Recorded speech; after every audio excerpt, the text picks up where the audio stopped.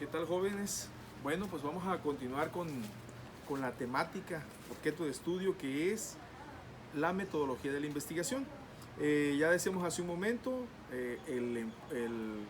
los 4 apartados que debe llevar el trabajo metodológico, que son diseño, instrumentos, sujetos y análisis y procesamiento de la información. Ya vamos en la cuestión del diseño, ya hemos abarcado 2 puntos, que son el paradigma de investigación, el enfoque de investigación, y ahorita vamos a platicar sobre los tipos de investigación dependiendo del enfoque.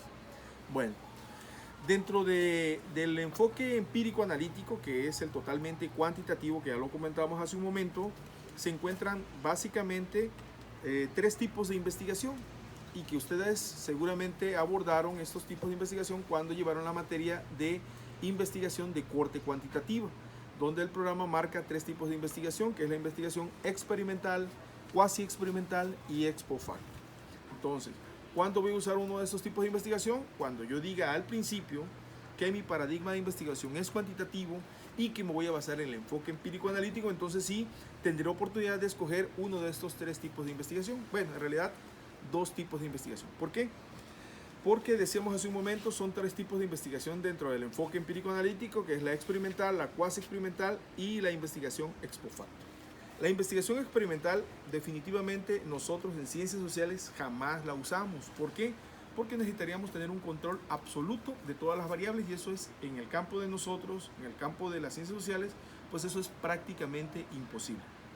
Por lo tanto, nos centraremos en los 2 tipos de investigación que sí son factibles dentro de la investigación cuantitativa, dentro del enfoque empírico analítico, que son la investigación cuasi experimental y la ex post facto. Bueno, cuando hablamos de una investigación cuasi experimental, bueno, cuando uno como investigador tiene el control de algunas variables, no el control absoluto, que sería la investigación experimental, sino de algunas variables. Yo tengo algunos ejemplos de investigaciones cuasi experimentales. Uno de ellos es una tesis que asesoré de maestría, donde una profesora de inglés decía que para que un estudiante pudiera aprender lengua inglesa, tendría primero que conocer bien la gramática española.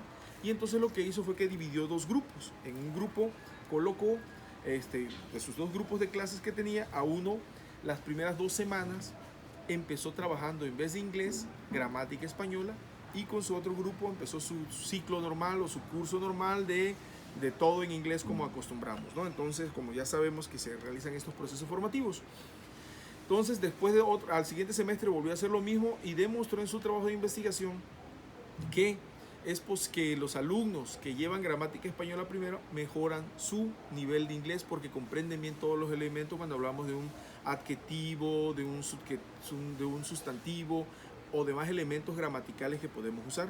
Y entonces un grupo era su grupo de experimentación, que era donde ella, en vez de empezar con inglés directamente, empezó a platicar primero gramática española, y su grupo de control fue el grupo con el que trabajó normal, y a eso se le llaman investigaciones cuasi experimentales. Hay un grupo de control que es con el que nos va a servir de referente para nuestro grupo de experimentación, donde vamos a hacer las modificaciones y demostrar que efectivamente se puede mejorar una problemática o una situación, o se puede subsanar más bien una problemática. Es un error que estuve cometiendo en el video anterior, fue decir mejorar la problemática. No es mejorar, es subsanar la problemática o resolver la problemática. Eso es lo ideal, ¿no? Bueno, en eso consiste básicamente los estudios cuasi experimentales, y sí se pueden hacer en ciencias sociales. El otro tipo de investigación son las investigaciones ex post facto. ¿Qué son estas? Ex post facto significa después de los hechos. Es cuando hacemos una investigación de un hecho que ya ha acontecido. Hay en Nat Geo, por ejemplo, he visto yo que han narrado la historia de algunos personajes conocidos cuando el terremoto del 85, que en ese momento pues eran niños, y hoy día son personajes muy reconocidos. Recuerdo que dentro de esos sujetos estuvo Carlos Fuentes, el escritor mexicano que ya falleció, y pues básicamente es una recapitulación de un hecho que ha acontecido. Nosotros hace algunos años hicimos una investigación también de este tipo, de ex post facto.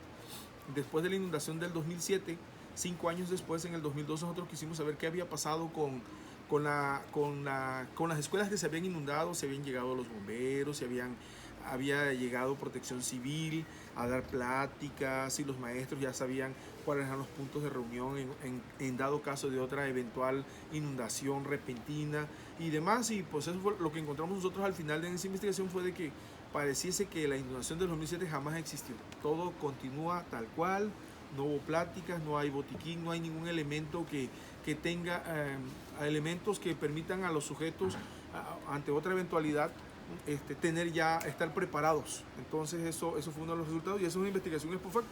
Después de ciertos años uno investiga qué pasó con esta problemática que nosotros estamos abordando, y es lo que se llama investigación ex post facto. Bueno, entonces recapitulo: el enfoque empírico analítico tiene tres tipos de investigación: investigación experimental, que no usamos en ciencias sociales; investigación cuasi experimental, donde incluye un grupo de control y un grupo de experimentación; y los estudios ex post facto, que incluso son muy conocidos en ciencias sociales porque los historiadores usan mucho este tipo de investigación. Bueno, ahora, dentro del enfoque constructivista, pues hay varios tipos de investigación que ya ustedes hicieron el favor de documentar. Dentro de ellos, recuerdo que habíamos señalado como tarea los estudios de caso, la investigación etnográfica y la investigación fenomenológica. Por supuesto que hay más tipos de investigación cualitativa, pero pues con estos tres yo consideré que era más que suficiente. Con respecto al estudio de caso, una de sus características es cuando tomamos una escuela, una institución, un salón, una comunidad como sujetos de información, y solamente nos vamos a basar en los resultados que esa comunidad, esa escuela o ese salón o ese pequeño grupo de sujetos nos den. Se le llaman estudio de caso cuando abordamos una problemática desde todas las aristas. Si yo digo, voy a trabajar en una escuela primaria, no sé, la escuela primaria Lázaro Cárdenas de la ranchería Chipilinar de Jalapa, entonces, ¿qué tengo que hacer yo para que se llame estudio de caso? Yo tengo que entrevistar o encuestar a los maestros, al director, a los padres de familia, a los alumnos, a los administrativos, a todos los sujetos, incluso a sujetos de la comunidad, para que yo pueda decir que eso es un estudio de caso, cuando abordo una problemática desde todos los sujetos, desde toda la gente involucrada, o que tenga que ver o que tenga alguna relación con la institución que es mi objeto de estudio. Y a eso es a lo que le llamamos estudios de caso. También existen los estudios fenomenológicos. Esos son estudios que parten de la visión de los sujetos.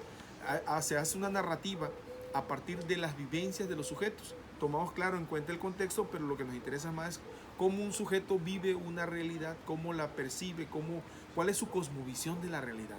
Entonces ahí tenemos que tomar en cuenta, obviamente, los utensilios de su casa, el tipo de casa, la visión que tienen de la familia, su perspectiva sobre las relaciones entre la familia y demás, y la perspectiva sobre todo del sujeto ante una problemática que estén viviendo. Entonces, a eso básicamente es a lo que le hemos denominado investigaciones fenomenológicas, que se parten de los sujetos, y se puede tomar en cuenta toda la forma de vestir. Si un sujeto, por ejemplo, tiene tatuajes, si tiene pulseras, si tiene dijes, si tiene alguna cuestión religiosa, todo tiene que ver, porque tiene que tener una explicación, y eso es lo que trata de descubrir la investigación fenomenológica.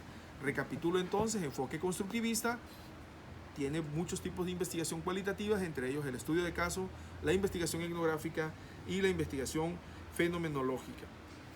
Creo que con respecto a la investigación etnográfica, es un tipo de investigación donde, como ya ustedes ahora sí que ya documentaron, el sujeto se va a vivir prácticamente a la comunidad y trata de comprender la realidad desde la misma visión de ellos, se inserta con la comunidad, vive con la comunidad. Lo ideal en este tipo de investigación es cuando menos unos 6 o 8 meses de vivencias con estas comunidades para, para poder más o menos tener una idea de la realidad en la que están viviendo. El último tipo de investigación o enfoque es el sociocrítico, donde hay dos tipos de investigación, que está la investigación-acción, la investigación participante, bueno, y hay otros matices más, pero como ya decíamos hace rato, en el tipo de investigación-acción o investigación participante, el investigador no solamente documenta, no solamente va narrando lo que ve, sino trata el investigador de resolver la problemática que está viviendo la sociedad, trata de subsanar o buscar medidas que ayuden a subsanar esa problemática o a mitigarla o a eliminarla. Eso es básicamente los tres enfoques con los tipos de investigación.